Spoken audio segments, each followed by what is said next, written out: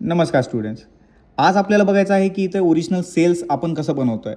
आता माझ्याकडे भरपूर कस्टमर्सचे नाव नंबर इथे सेव्ह आहेत, म्हणून हे ऑटोमॅटिक इथं दिसतंय.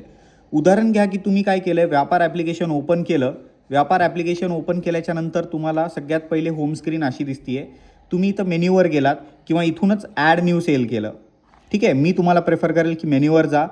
इथं सेल्स आहे, सेल्सवर क्लिक करा, सेल्स इनवॉइसवर क्लिक करा. तुमचे सर्व सेल बिल इथं दिसेल. तुम्ही ॲड सेल्सवर क्लिक करा. कस्टमरचं नाव फॉर एक्झाम्पल सॅम्पल आहे, तर मी इथं सॅम्पल म्हणून टाकतो, सॅम्पल कस्टमर. तुम्हाला ओरिजिनल कस्टमरचं नाव टाकायचं आहे. हे कस्टमरचं नाव टाकलं की इथं खाली आपल्याला सजेशन येतं की ते कस्टमर ऑलरेडी स्टोअर आहे का नाही आहे. आता मी जर इथं कस्टमर टाईप केलं, कस्टमरचं नाव, माझ्याकडे ते स्टोअर नसेल तर इथं ॲड न्यू पार्टी म्हणून येतं.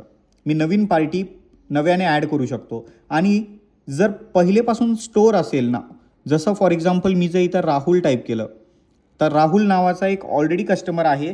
त्या राहुल नावाच्या कस्टमरवर मी जर क्लिक केलं तर तो राहुल ऑटोमॅटिक सिलेक्ट होतो.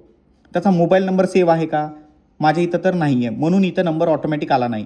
मी जर अजून एक दुसरं एक्झाम्पल घेतलं, इथे मी असं सर्च करतो अंबिका. इथे अंबिका सर्च केल्याच्यानंतर क्लिक केलं. हे अंबिका जे कस्टमर आहे त्या कस्टमरचं नाव आणि नंबर दोन्ही ऑटोमॅटिक आलेला आहे. म्हणजे काय की जर सेव्ह केलेला कस्टमर असेल तर तो ऑटोमॅटिक येतो, आणि सेव्ह केलेला कस्टमर नसेल तर तुम्हाला स्वतः टाईप करावा लागेल. ठीक आहे, तर मी हे इरेज करतो आहे. इथे तुम्ही कस्टमरवर जातात, इथे तुम्ही सॅम्पल नाव टाकताय काही पण. ठीक आहे, जे तुमच्या कस्टमरचं नाव आहे ते तुम्ही टाईप करताय. तर सगळ्यात पहिले मी इथं नाव टाईप करून घेतो, सॅम्पल कस्टमर.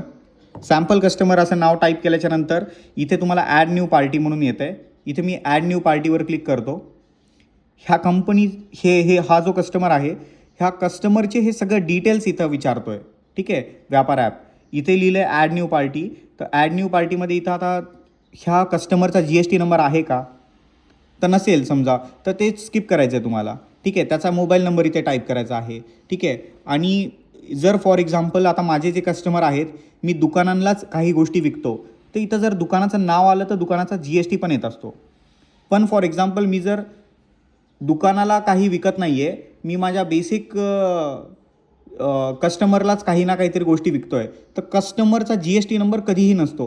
तिथं कस्टमरचं नाव टाईप केल्यावर इथं GST नंबर ब्लँक सोडायचा आहे. मग सगळ्यात खाली आल्याच्यानंतर इथं कॉन्टॅक्ट नंबर टाईप केला. ओपनिंग बॅलन्स नेहमी झिरोच असतं शक्यतोवर, ते झिरोच ठेवायचं आहे. आणि त्याच्यानंतर इथे ॲड्रेस टाकायचा आहे. जे काही कस्टमरचा ॲड्रेस आहे, त्याचा ईमेल आहे, किंवा जर GST असेल तर त्याची GST डिटेल, आणि काहीच नसेल तर हे सगळं ब्लँक सोडून इथं सेव्ह पार्टी म्हणायचं आहे.